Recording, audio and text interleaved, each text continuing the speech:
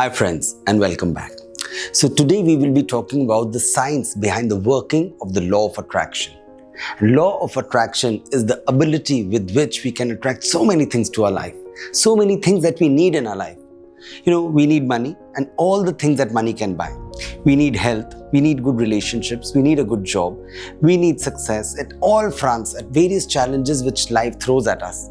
Basically, we need happiness at every point of our life. And we need really this abundance in ourselves. We need that strength which can help us to overcome those challenges. And law of attraction is really that science. If we understand, then it can help us to achieve those things. We only have to go 50% of our ways when we really have a goal. And we use the science of law of attraction. We go out 50% with all our energies, our efforts and our concentration.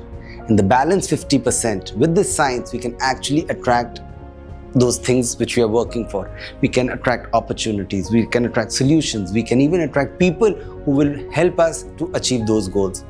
So in this session today, I will be talking about two principles which govern behind the law of attraction.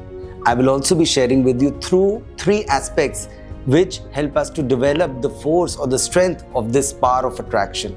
And this power of attraction is called magnetism. Magnetism is that force which is lying within each and every one of us, which helps us to attract various things in our life. And law of attraction is the law, and the law is that like attracts like. So if our consciousness is positive, then we will attract positive things in our life. We will attract solutions, we will attract opportunities, we will attract health. We will also attract challenges sometimes, but then those challenges will come so that they help us to grow better in our lives. Those challenges will come and they will help us to upskill ourselves, and we will finally reach our goal because of those challenges also. But if our consciousness is negative, then it can attract to us ill health. It can attract certain diseases, certain failures, negative influences and wrong environments, which really blocks all the energy within us also.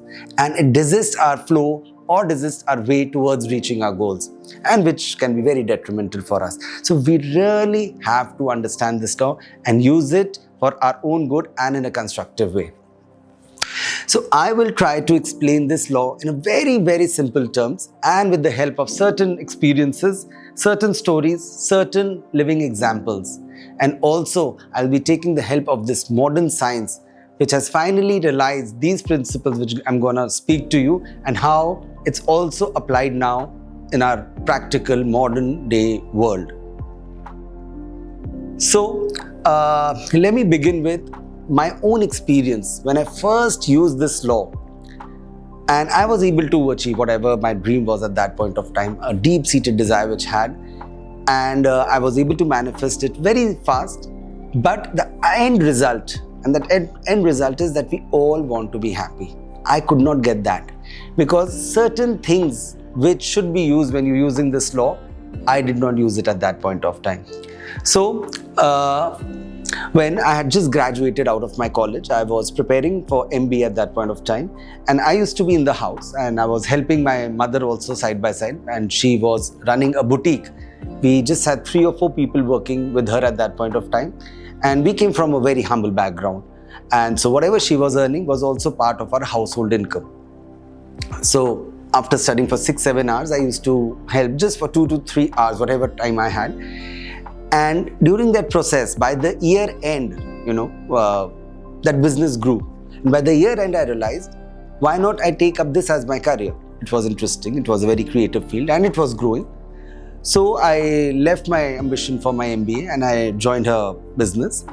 And at that point of time, like everyone, I was also very ambitious.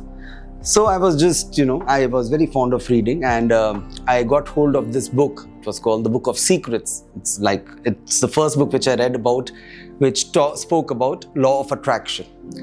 And in that book, it was mentioned that whatever you want to achieve in your life, whatever your goals are, start visualizing them in minutest of details. See yourself that you have already possessed that in future. How are you feeling about those things and everything? And I was very impressed with that book. It's sold quite 1 million copies. And I applied all those principles. And at that point of time, we really had a very small unit in the house. It was running in one of the rooms of the house, and it was just 200 square feet.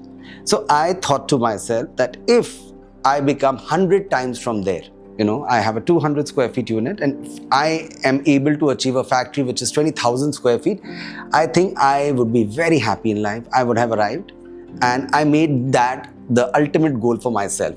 For I actually measured success in those terms. And I started applying all those principles. I started visualizing that factory. I started seeing how the factory would be to the minutest of detail. I even went to an architect and I told him, make this factory the way I had sketched it roughly on a piece of paper. And he asked me, where is the land? And I said, I don't have this land right now, but I'm sure it will come to me. And he was very amazed. He did what I had asked him to do.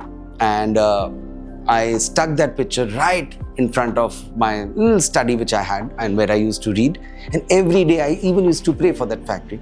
And yes, things started unfolding. The business was growing, and I got an opportunity to apply for a piece of land. And finally, so I manifested something in early 2000s, and by 2010, I had actually achieved and made a factory for myself, which was 20,000 square feet, made exactly to the spec what I had imagined for.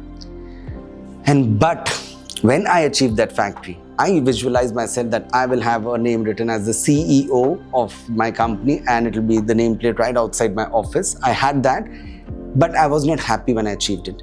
Because just to achieve that factory, I had taken so many loans. I had taken loans from the banks, from my family, from my friends. The loans were up to the brim. And at that point of time, certain situations changed.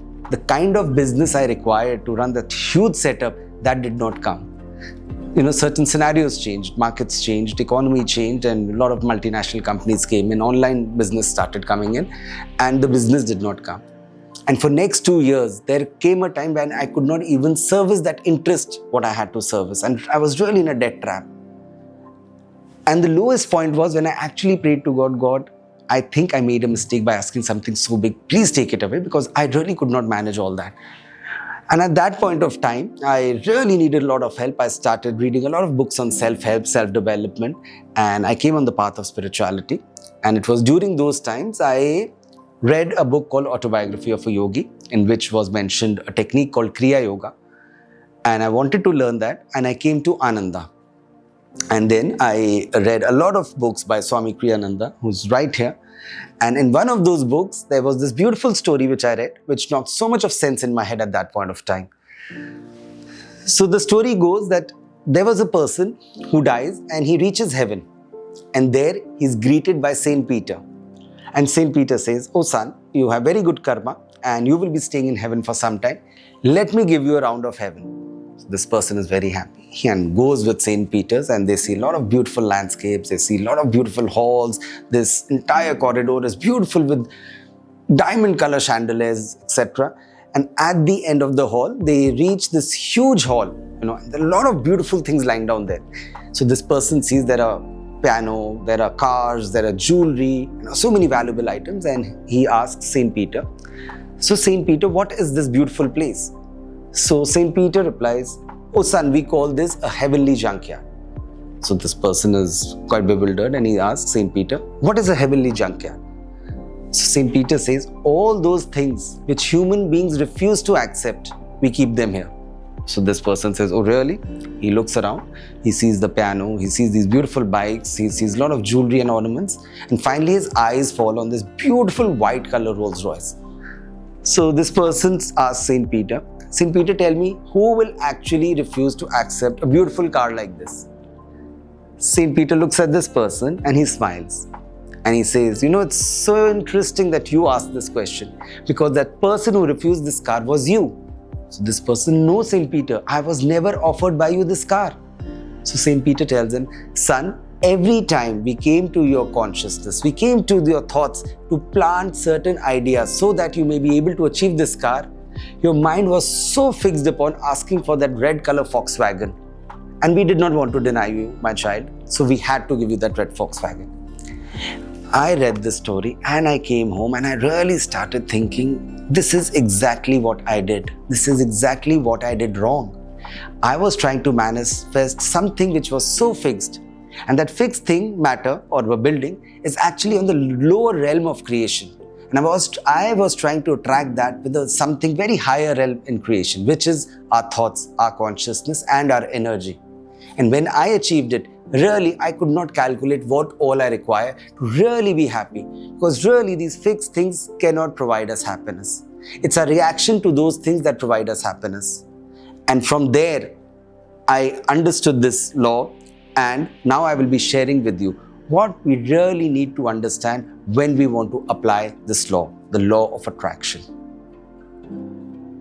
So to understand this law of attraction, we really need to understand one very interesting and very important law, which is the law of creation. And once we understand how everything is created in this physical world, and we want to attract things of this physical world, right? So we need to understand this law. And I will help you understand this law by moving on where everything started. Really, when even the universe was not created, the only thing which existed was God. And God existed as pure, absolute, motionless consciousness, which is called Sat Chidanand, where Sat really stands for eternal, Chid stands for consciousness, and Anand is joy, happiness. So he's really ever existing, ever conscious, ever new bliss. And the pure nature of happiness and bliss is that it wants to share itself. So when God wanted to share that consciousness, share that happiness, and he wanted to create us and the universe just to experience it himself, he had to create a movement in that pure motionless consciousness. And he created a little vibration, which we call the cosmic vibration. With that little vibration was created a universe of thoughts and ideas, which we call the causal universe.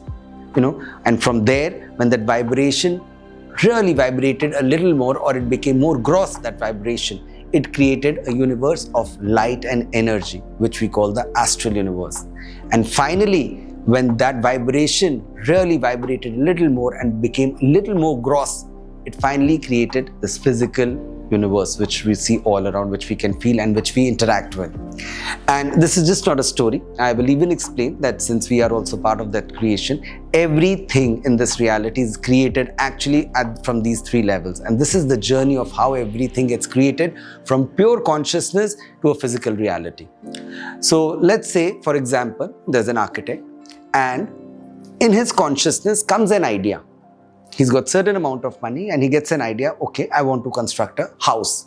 So now at this point of time, this is called the causal level, where he just has an idea, he has got thoughts that he wants to create a residential house. And from here, he starts moving into the next phase of creation, which is the astral phase, a phase of energy. So now he needs to create a blueprint. He needs to get an architect. He needs to gather that money which he requires to build that house. He needs to collect all those people who will make the house.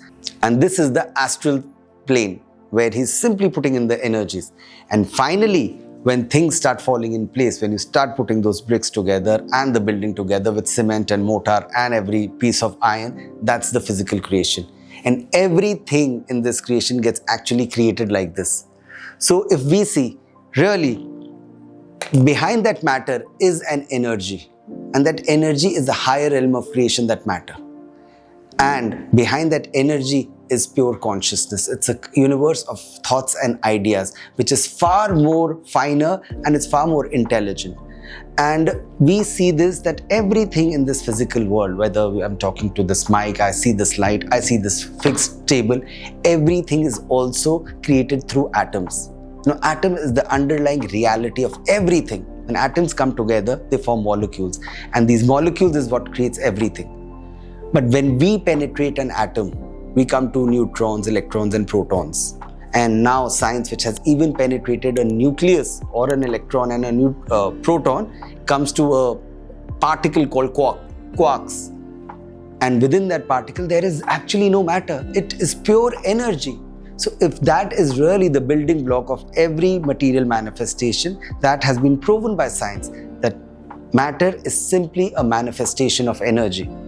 And this was even proved by Einstein in the early 19th century, in 1905, when he came with the theory of relativity. And he came out with that special equation, which was called E is equal to mc square, where E stands for energy, M stands for matter, and C stands for the speed of light. And if we rewrite this equation, it's actually a combination that matter is equal to a combination of energy divided by the speed of light. And this is what the scripture said, that behind matter is actually a plane of energy and light. And this is the reality. And when we want to tune into something, we should really tune into the energy behind those things. And this is what I did wrong when I was trying to tune into fixed matter, that fixed building. I wasn't looking at the energy behind that building. And that energy behind a successful building is that I should have visualized myself happily working in that factory. I should have seen people working happily in that factory. I should have visualized myself more prosperous rather than just being the CEO of a company with a huge fixed building. And really, that's what I got. I got a huge fixed building, which became such a big liability for me at that point of time. So the two principles which are underlying this law of attraction. So the first principle is that matter is a manifestation of energy, and energy is a manifestation of consciousness. Okay, so when we say matter is a manifestation of energy, so when we want to tune into energy, or when we think of energy, we cannot think of energy with fixed stopping points. Whenever we think or feel energy, we always visualizing a continuous flow, a continuous movement. So similarly, when we want to really visualize something, we should really tune into continuous progress, continuous growth, continuous expansion. So if you want to visualize a car, don't just think of that red color Volkswagen. Don't be fixed in your views. Go to the utility, go behind the energy of that car. And that energy is the service what that car provides, the utility which that car provides. See yourself happily traveling in that car. See yourself safely, happily traveling in that car with your friends and family. And leave it to God what kind of car He wants to provide to you. With our limited consciousness right now, we may think, okay, if I get this Toyota, that'll be good enough for me. But probably, God has different plans for you. He might want to give you more cars, many more cars. So leave that thing with Him. Try to tune your will with the divine will. Be very receptive and be very flexible, because at the plane of energy, you are not fixed, you are not rigid, you are very flexible. And just try to tune into divine will. And if you want to really you want to attract money, don't try to attract a fixed amount of money. God, give me this much and I will be happy. First, ask yourself the question, why you need that money? Then try to tune into those vibrations of utilizing that money for whatever you need that money for. And if I would say, if you are trying to get money just to impress people or just to, boast about that money, then that is a very contractive thought. And this is what I also did.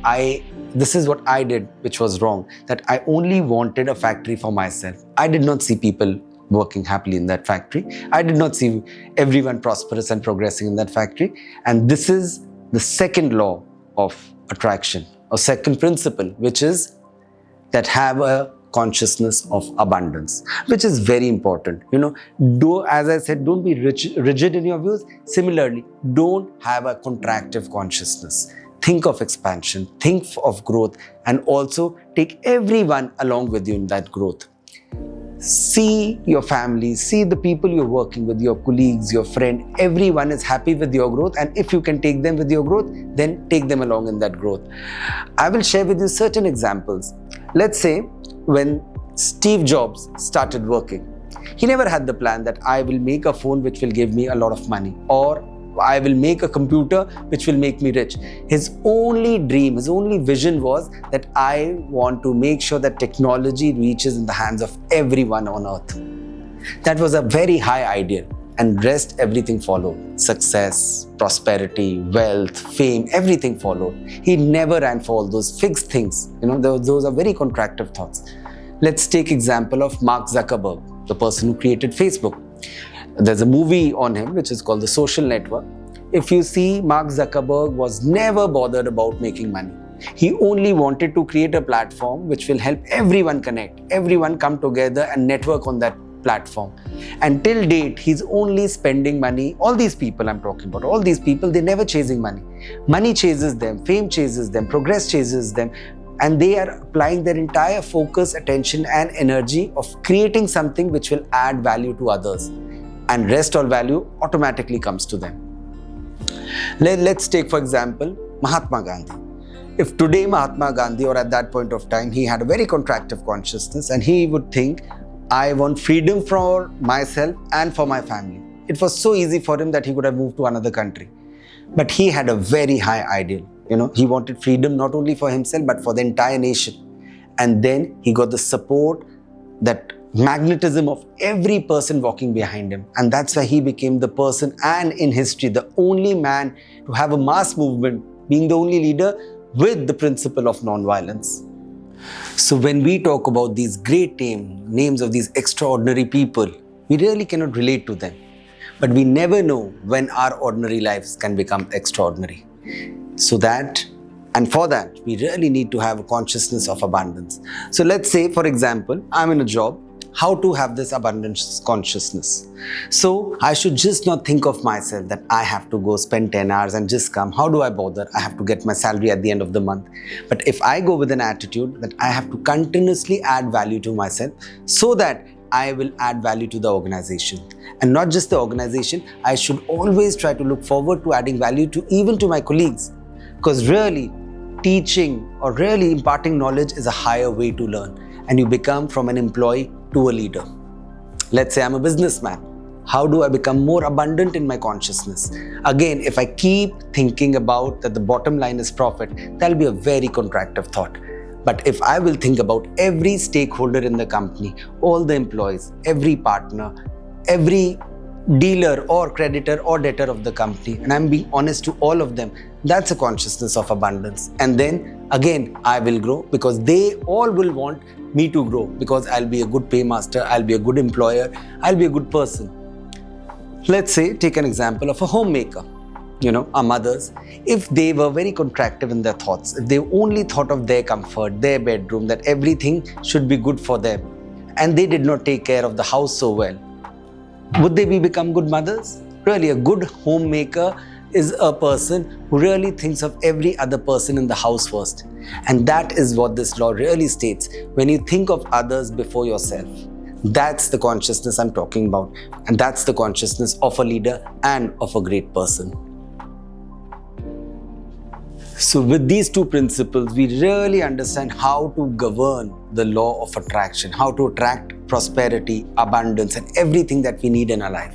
And once we understand this principle, then we will talk about what is law of attraction. As I spoke earlier, it's the ability to attract to our lives whatever we are focusing on. So if our consciousness is of abundance, we will really attract a lot of abundance. If our consciousness is of contractual nature, or it's very negative, then again, similarly with this law, we can attract negative things in our life. And also, as I spoke about magnetism, which is the power of this attraction. It's simply our inner force lying within each and every one of us, which helps us to attract people, opportunities, success, health. And as I said, certain times it can attract challenges also. But those challenges will come, and they'll come to help you. So as I said, we need so many things in life. So really, what are we trying to attract? The most important thing is that we should try and attract abundance. And abundance simply means when you have sufficiency of everything that you need in your life. We just don't need money and the things that money can buy. We need to be successful at all fronts. Certain times we face challenges with health. We want to be successful in being happy at that point of time. We also want to attract contentment. We want to attract peace and happiness. We want to attract the power and the will to be happy at all times. So once we understand this law, and there are 3 more aspects about this law which helps you to strengthen this law, to strengthen the power of attraction, which we call magnetism. And I will be talking about these 3 aspects, which is energy, will, and concentration, along with enthusiasm. I will be sharing that to you in the next podcast, and I will be sharing with you the technique which will help us to really attract out of all those things which I spoke about, whatever you need in your life at this point of time. Until then, stay positive, keep shining, be inspired. This is Dhruv from The Conscious Way. Take care and be well.